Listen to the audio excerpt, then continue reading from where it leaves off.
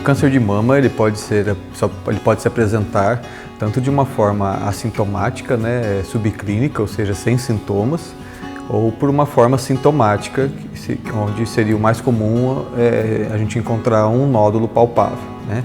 Então, assim, entre os sinais, em geral, além do nódulo palpável, a gente pode perceber uma retração da pele, ou um abaulamento da pele. Pode ser percebido também uma retração do mamilo ou da areola. Pode perceber uma assimetria mamária. Então, assim, quando a gente compara uma mama com a outra, é perceptível uma diferença de volume entre as mamas.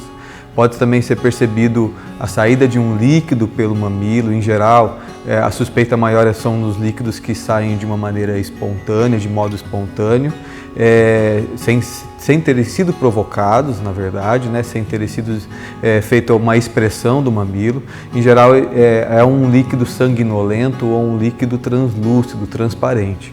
Então, esses seriam os sinais mais comuns.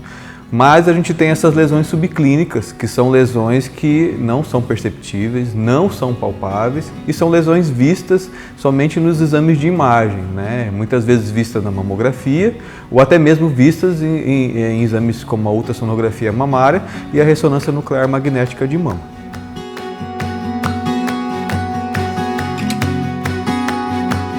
O ideal seria que toda mulher com alguma história familiar, fizesse um teste genético, o teste que está cada vez mais acessível. Mas, assim, as indicações que a gente tem para o teste genético são aquelas mulheres que se enquadram com uma classificação de alto risco.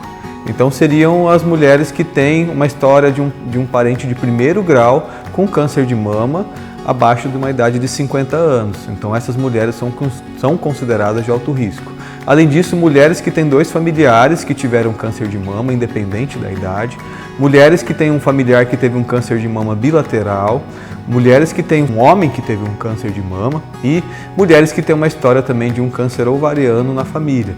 Então, essas mulheres têm um risco de ter uma mutação genética, né, uma alteração do gene. Isso ficou bem em evidência com a atriz Angelina Jolie, que descobriu que tem alteração do gene, a mutação do gene BRCA1 e BRCA2, que são os genes mais estudados em relação à mutação da mama e do ovário, né? Essas pacientes têm um risco em torno de 56% a 60% de desenvolver um câncer de mama. Então tá aí a implicação de estar sendo realizado esse teste, né? Mas a gente tem que lembrar que, assim, alterações hereditárias, né, o risco hereditário, os cânceres de mama hereditários, eles só ocorrem em 10 a 15% dos casos, né? O restante são cânceres de exposição, são cânceres ocasionais.